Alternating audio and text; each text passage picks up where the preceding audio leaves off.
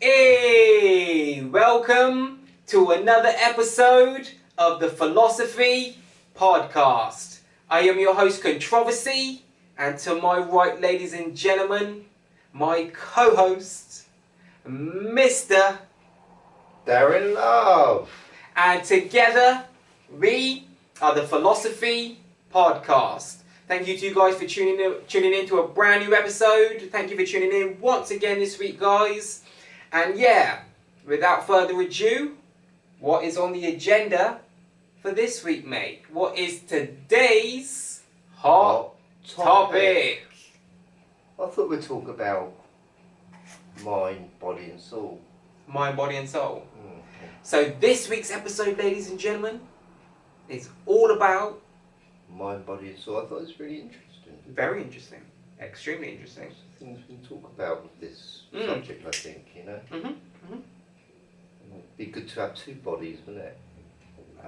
Yeah. Or three. Get one to do the washing up, one to go to work, and the one stay home and do, you know, like stay in bed all day. Yeah, one does all the fun shit, and one handles all the work and the, you know. Yeah. Or they could take turns even, because even if you took turns, you'd still not be doing it as much as the average normal person, would you? You know, you might be working 2 days a week, you know, while your clone's working the other 2 or 3, if you see what I mean. Just, you know. It'd be funny, wouldn't it, being born with two bodies though, wouldn't it? Like, and you could be born male and female. You could just like one of you could be female, you know, whatever. Yeah. Do you know what I mean? That'd be quite strange. Yeah, but anyway, that's not the case. We've got one body, haven't we? One body. And whatever body you've got to accept it, really, haven't you? That's it. You know. And you've got not necessarily. As you get older, as we all know, as you get older, you can look after yourself. You can choose to look after yourself, you know. There are some people, mate, that are in their 50s, 60s, even 70s, that when you look, you know what I mean, because they really look after themselves. They work out, you know, a few times a week, 4 or 5 times a week. They eat well, they drink lots of water, they look after themselves, if you see what I mean. Do all the right kind of things, you know, to help look after themselves. And when you see them, you think, crikey, they look amazing for their age, you know. That's right, though, isn't it? So you don't have to accept. Everything's not always about accepting things too as well. Sometimes there are things you like, as we know today. There are lots of people out there that are not happy with their bodies. That's why they're getting all this surgery and shit. That's right. They spend a lot of money on it. So don't they? yeah, Spend a vast amount of money. Yeah. So we actually do live in a world where if you're not happy about your body, you want to do something about it, or your teeth, or anything in regards to your body, pretty much today they can sort you out in some way, shape or form, you know what I mean? Like, it's not my cup of tea, you know, but, you know, to each their own, you know.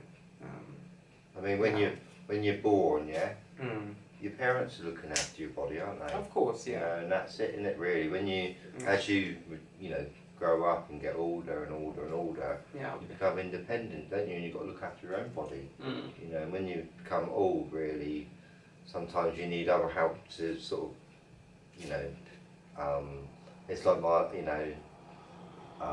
you need to help older people basically because they're getting weaker, if you see what I mean, you know, where they can't look after themselves anymore, do you know what I mean? Yeah. Because their bodies are getting cold quite quickly. Getting, deteriorating. Well, that's another thing, you know, your body heater. Yeah. You know, which is important in life, you know. I'd say it's really important just to look after yourself, isn't it, you know? You know, I mean, I love birds, right, and I watch them all the time, and cats. And one thing, if you watch them, they do quite a lot, is wash themselves. Cleaning, you know? yeah. Always cleaning every February, you know. You know, and you think, you name it, or whatever, you know, not necessarily. We've all got the responsibility of looking after our body. Oh, of course, you know, no matter how big you are, you know, if you're a spider, you'll need to look after your body. Yeah, in some way, yeah. You know, I mean, I can watch a little fly once, you know, and it's always clean as legs. Yeah. You know, do you know what I mean? You clean the wings. You know, and they take great care of themselves. And that's that, you know, and that's, I think that's I mean, if you don't look after your body, you won't have a spirit, will you, or a soul, or a mind. Well, I'm a big believer in that, in you know, that old saying. Oh, not another old saying, mate. Cleanliness is next to godliness. You know, I remember growing up, and I remember someone said that to me when I was young, really young. So I can't remember who it was, an elder person. And that when you, mate, I was still living in the Caribbean then, you know, years ago. So it's like. But yeah, someone older around me, I remember someone said that to me, like, you know, cleanliness is up there with godliness. You know, the same way that you want to be a good person, you want to have a clean heart and a clean mind and shit. You got to be clean too as a person, like, you know, looking after your house, looking after your person, you know, making sure you look after yourself. You know, taking a bath every day, brushing your teeth. You know, having a shave here and there when you need it, getting your hair cut, like, you know, and etc. You know, just, you know, maintaining your, you know, maintaining pride in your appearance, you know, not pride in an egotistical way or like an overtly prideful way, but just pride in the sense of, you know, it's important to look after yourself, you know, and that in turn then reflects in you being, you know, having a good appearance, you know. It is very important though, you know, like for instance when I was younger really, because my mum and my parents were divorced, whatever, my mum was only 16 when she got married, you know what I mean? Very, very young. You know, she was engaged when she was 13. Yeah. Can you imagine that, yeah? Yeah. Get married, whatever. And then, you know, like a few years later, it ends up in disaster. And my mum's too young to be a mother, do you know what I mean? And she wasn't really sort of very wise back then herself. Okay. She tells me this, you know? Yeah. I mean, her mum, you know, didn't tell her anything in the kind of way, do you know what I mean? How to be, you know, whatever. She was still a little girl basically when she had me, you know. And anyway, you know, she didn't really teach me to look after myself. To be honest with you, do you know what I mean? I never used to brush my teeth, whatever, you know, when I was younger, you know, and all these things are very important. I had to sort of learn these things, you know, how important it is to look after yourself. Yeah. You know. Which it is, you know, I kind of wish that I did brush my teeth every day, do you know what I mean, when I was younger, but I wasn't getting taught to do it. Yeah. Do you know what I mean? And these things are very, very important. You know, people need, again, I think, at school, they need to be taught. Yeah, true, yeah. If you see what I mean, this, you know, it's, you know, very important, I think, you know, that everyone needs to look after themselves. You know what I mean? Like, didn't tell me at school to look after myself. Yeah. Did they you? A little bit of personal hygiene. Maybe occasionally, maybe a fraction. You know, maybe once in a blue moon it'd be mentioned. You know, in school. It wasn't a serious subject, was it? Yeah, it was. But it was never something that was like kind of like, you know, really spoken about or addressed or kind of, you know. And I think one of the most important things in life really is to look after yourself. Oh, for sure, yeah. Because people forget to as well, right? The reality is when they say first impressions, like they say first impressions are important.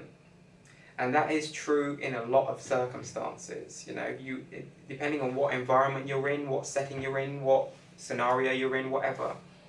There are people out there that will judge you straight away just off the basis of the way you look. If you see what I mean, they won't know you from the next person, or you know what I mean. But they might see you. You might be dressed a certain way, or look a certain way, or whatever the case may be, and they were not always necessarily intentionally, but just they might even judge you like subconsciously, like so. You know, people talk about you, don't they? Like if you're not washing yourself, and you're going to work, people are going to talk about you. Oh, of course, yeah. And I've worked with some people in the past too, who used to kind of work, like you said, smelly, and all day long they would smell. It would just get worse because obviously you'd be working all day long and it's hot, and you know what I mean. You're in a hot place, you know, and you get sweaty, you know, and it's not really that nice for other people. Apparently, the older we get, the more we sweat. You know. Okay. Yeah. You know, like and the more we smell. Okay. You know, it's like a baby. When you smell a baby, normally it smells really quite nice. Yeah. You know, and like smell. Yeah. Apparently, like if a baby's not very well. Yeah. You can smell the baby's not very well. Yeah. If you've got a good sense of smell. It's got a smell. Yeah. You know, and like if a body is dead, basically it will stink. It will stink. Yeah. Do you know what I mean? You know, and the body has got smell to it. You know, and if it's not healthy, it will smell unhealthy. It will. That's facts. You see what I mean? That's facts. You know, and that's not necessarily. I mean, you could be bathing every day. You know, clean yourself, whatever. And if you come down with some sort of disease, it's got some sort of smell to it. Oh yeah. That causes you to have like an odour or something. Yeah. No, I don't know. You know, I don't know if it's true. You know, but You know, and the other thing is, you know, whether this is true or not, I don't know, is human beings are the only creature that sweats. Okay. Which is quite interesting, really, isn't it? You yeah. know? You know. Yeah. Yeah, definitely. So we smell more. But I'm going to have to, you know, I don't know if I'm right. Okay. I'm Something you've got to look into a bit further. You know, pigs, I'm going to see if they sweat, okay? Whatever, you know. Well, there is an old saying, isn't there? You know, we like our old saying, but there is an old saying. I can't remember what it is, but there is an old saying, something about pigs sweating. Sweat like a pig. Sweat like a pig. That's it. That's exactly it. Sweat like a pig. Well, maybe it's the pigs. Maybe it's pigs and humans that sweat. Okay. And they say pigs and humans are quite a lot. Like, yeah, so I've heard. I don't know. Do you know what I mean? In brains. In brains. I don't know. You know. Well, I hope not in brains, because pigs are bloody stupid. You know, sometimes I've sort of seen pigs in the past, and they do look a bit human-like. Yeah. Weirdly enough, you know. I can't figure it out. You know, and it's like maybe a long time ago that it's pigs football, humans going wrong. You know, a bit with. You know. Who knows? With all these experiments that were probably done on human beings and shit. You know, the early human beings that were here. You know. You never know. You know, I know it sounds sick. Maybe they cut people's legs and foots off, and they evolve slowly. Maybe. You don't know. You know. You know, you just don't know. A long, long time. I'm talking about 1,000 years back. You know, I don't know. Yeah. You know, but I do find pigs quite unusually quite close to humans in a funny way. Yeah. Yeah. You know, they might sweat as well. You know, but I'd have to do a bit more research on that sweat and stuff. You know. Yeah. But that's another, you know, subject. You know, that's interesting. We sweat. You know. Yeah. Definitely. But I think obviously a lot of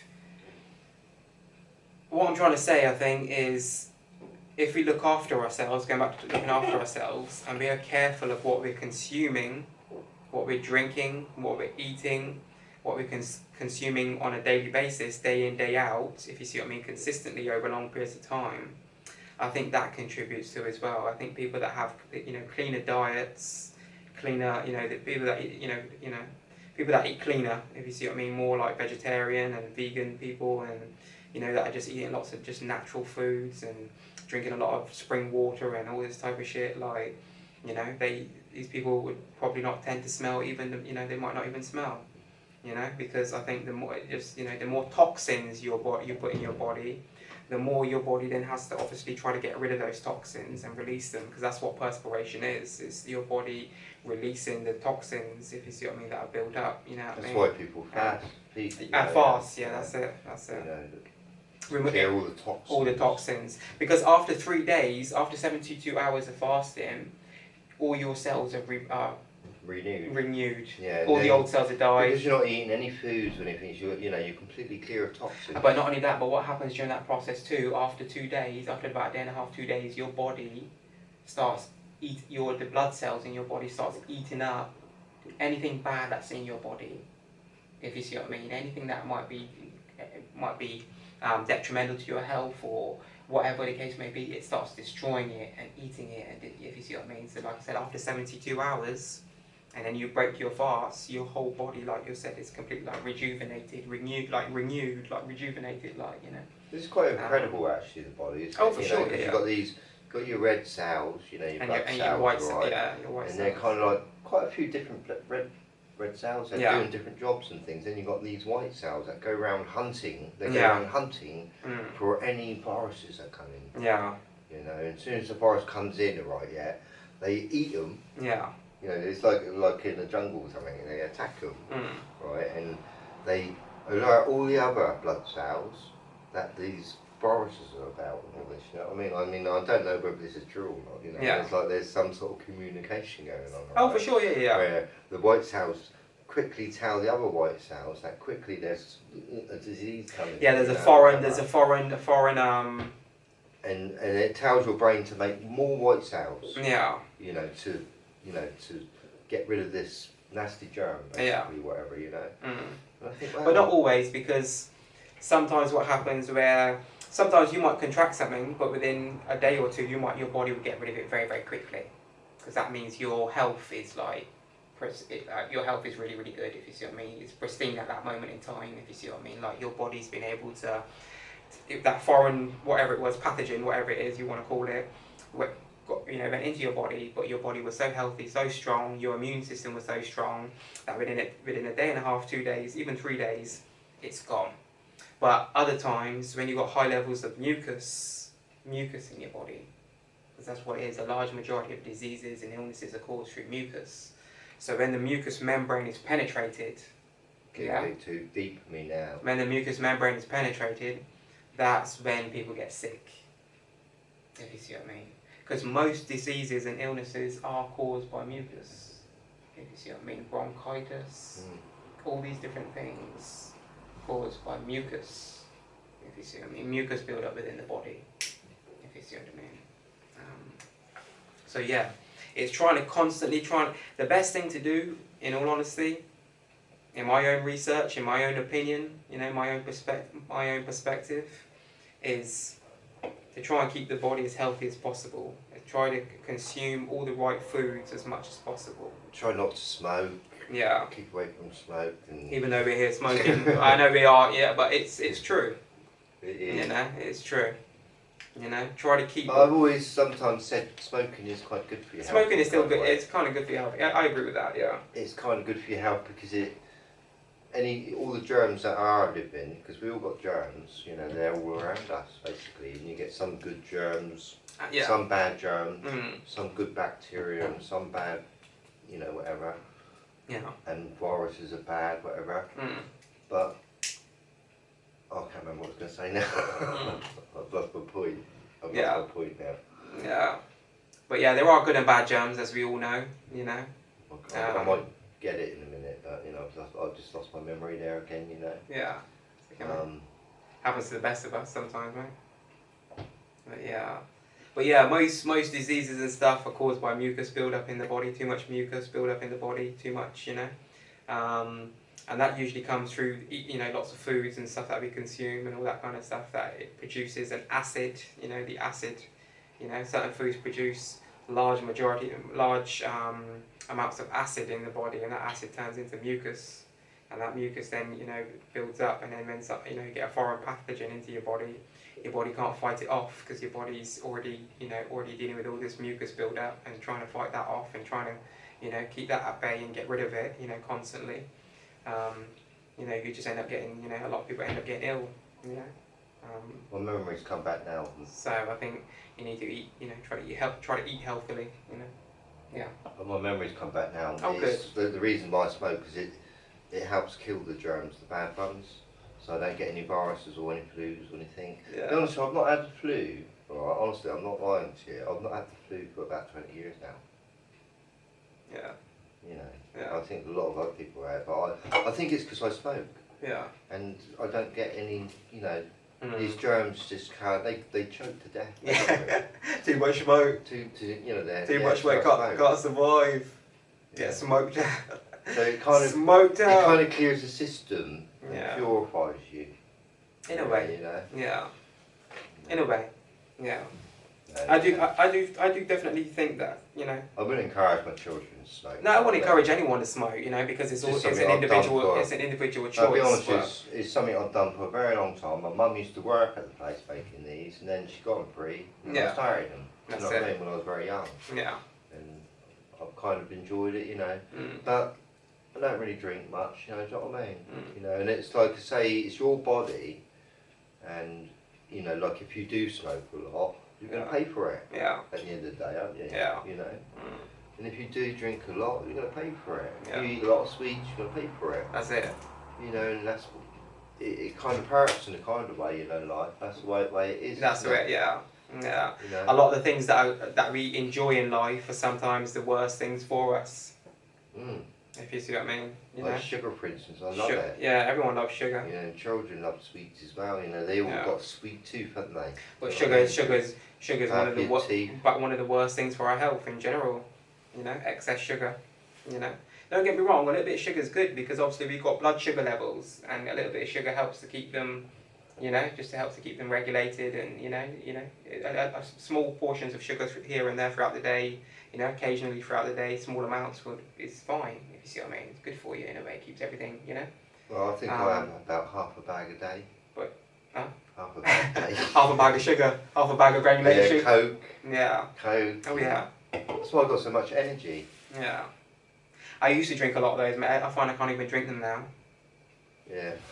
Honestly. Because I stopped for a while. I used to enjoy it, mate. You know, I've been drinking Coke for like 20 years or more. You got me into it. But, you know. You got me into Coke, you know. And we're not, you know, we're talking about Coca-Cola here, people, just to clarify, because, you know, we don't, you know. But there's a lot of stuff out there it's not very good for you at all. Oh yeah, for sure.